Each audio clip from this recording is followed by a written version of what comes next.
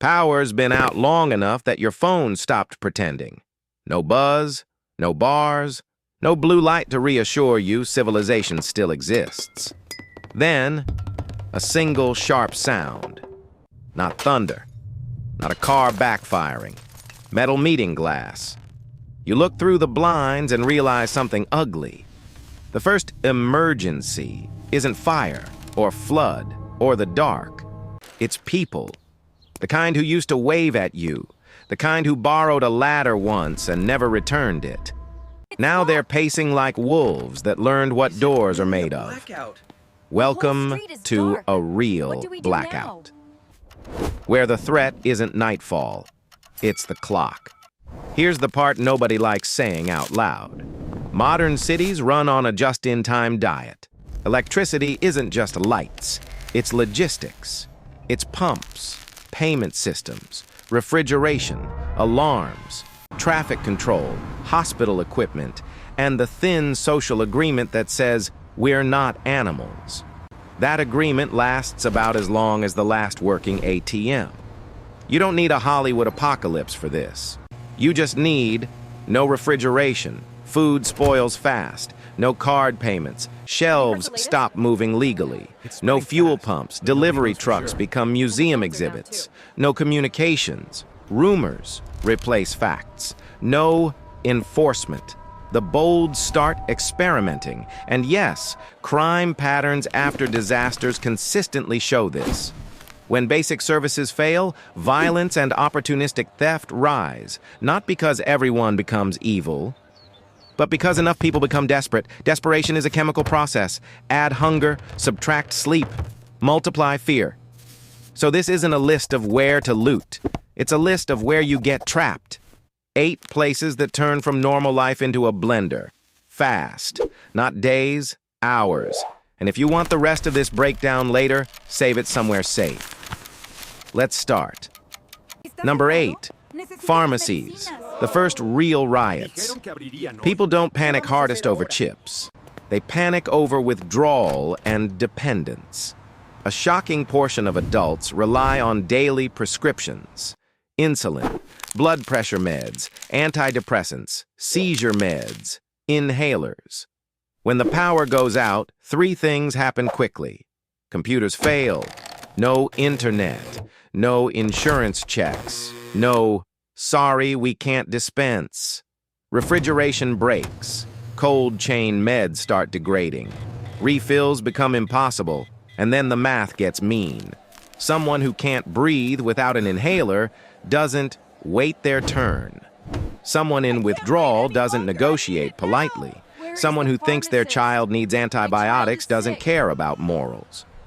Pharmacies become a magnet for every kind of urgency: medical, chemical, criminal. They also hold items people treat like currency: painkillers, sedatives, antiseptics, antibiotics. That's why pharmacies don't get shoplifted. They get emptied. And when the glass is gone, the crowd migrates, looking for the next place that smells like supplies. Rule of survival. If you must pass one, do it fast. Never be the person standing still near a pharmacy during a blackout. You'll be in the path of a human tie. Number 7, hardware stores. Where panic gets leverage. Grocery stores feed you. Hardware stores arm you. That's why the smart chaos starts here. While most people sprint for bread, a smaller group heads somewhere else. The place that turns fear into capability. Because when systems fail, you need force multipliers. Manual tools, fuel containers, generators, propane tanks, batteries, axes, crowbars. This isn't about weapons. It's about control. Boarding windows, cutting locks, powering a fridge. Hardware stores don't get looted randomly. They get systematically stripped. Plywood disappears. Tools vanish. They look boring until everyone realizes their value. Big glass fronts, minimal staff, wide aisles. By the second day, the crowd shifts. Now it's opportunists looking for bolt cutters. Groups hunting generators. Whoever controls tools controls outcomes.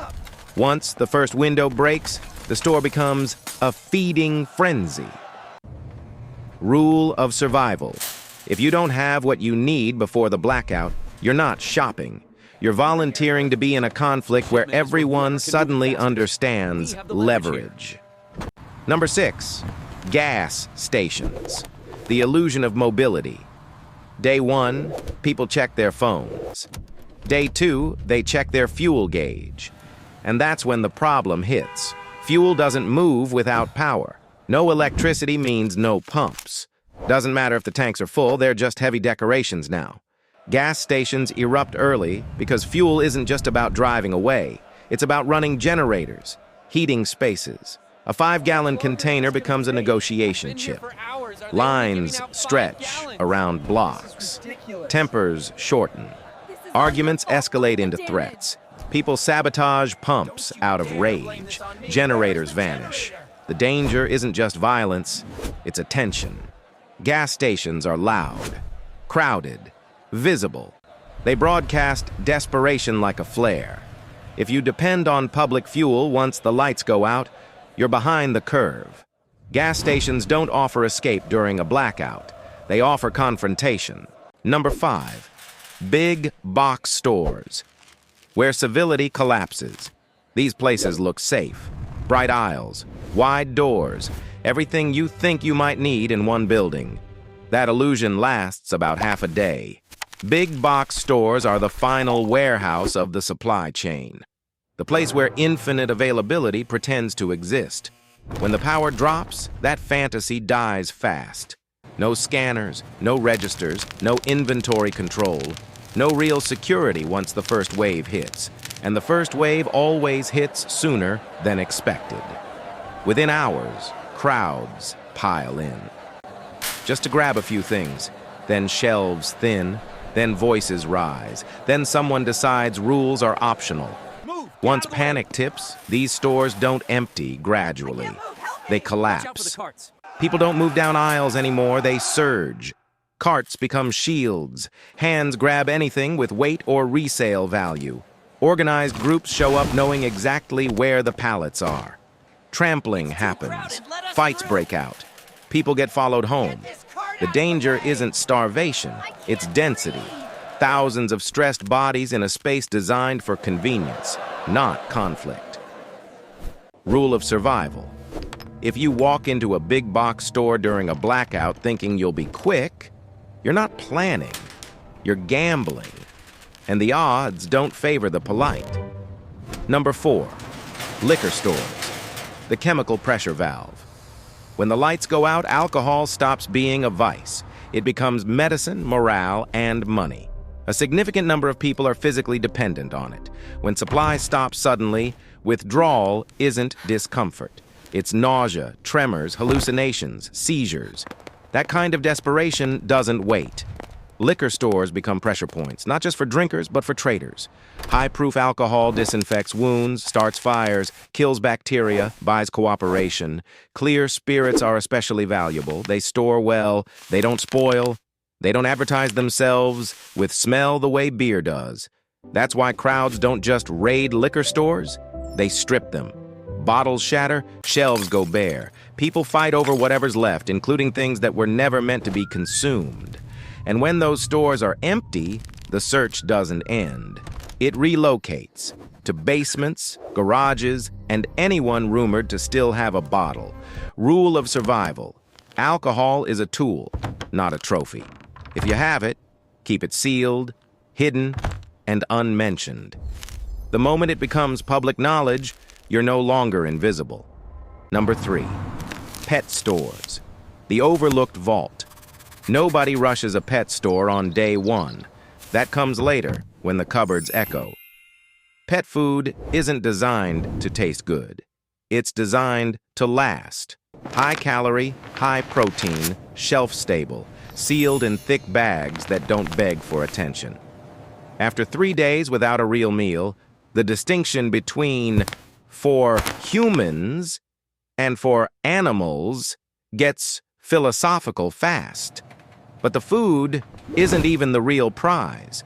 Pet stores are full of survival tools wearing friendly labels, heavy leashes that work as restraints, kitty litter that absorbs waste, puppy pads that solve sanitation problems, portable water filters, animal antibiotics that chemically don't care who you are. Most looters miss this place entirely. They're too busy fighting over soup cans somewhere loud.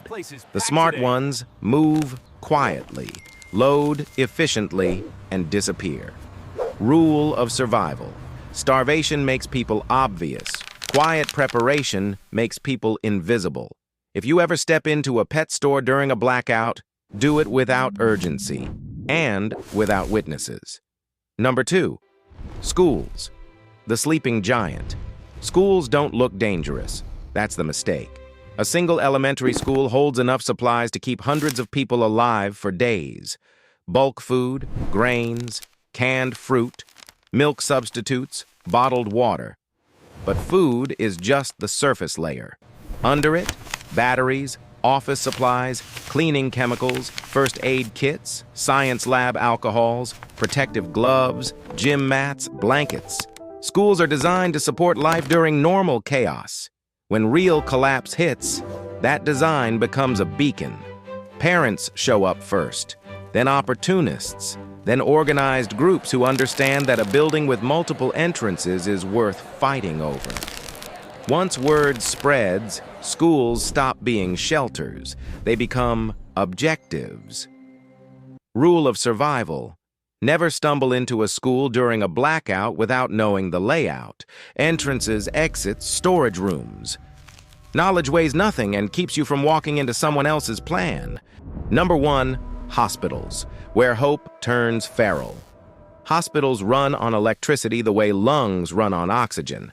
Backup generators buy time, not safety. When those generators fail, usually within days, the transformation is brutal. Machines go quiet, elevators freeze, ventilators stop pretending. Now, add fear. Hundreds of injured people, families who won't accept reality, staff who've been awake too long to stay human.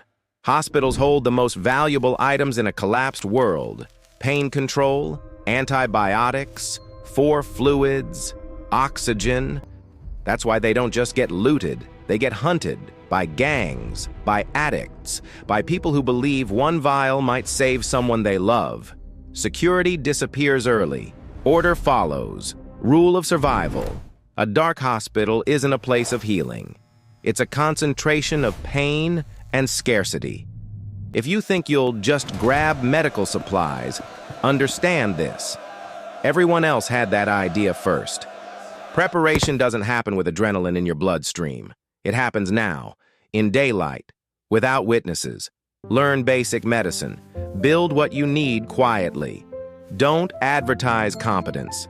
Because when the power goes out, the blackout doesn't care if you're ready. But the people around you do. And they're counting on you not being. If this breakdown helped you see the city differently, keep it somewhere safe. Dark favors the prepared.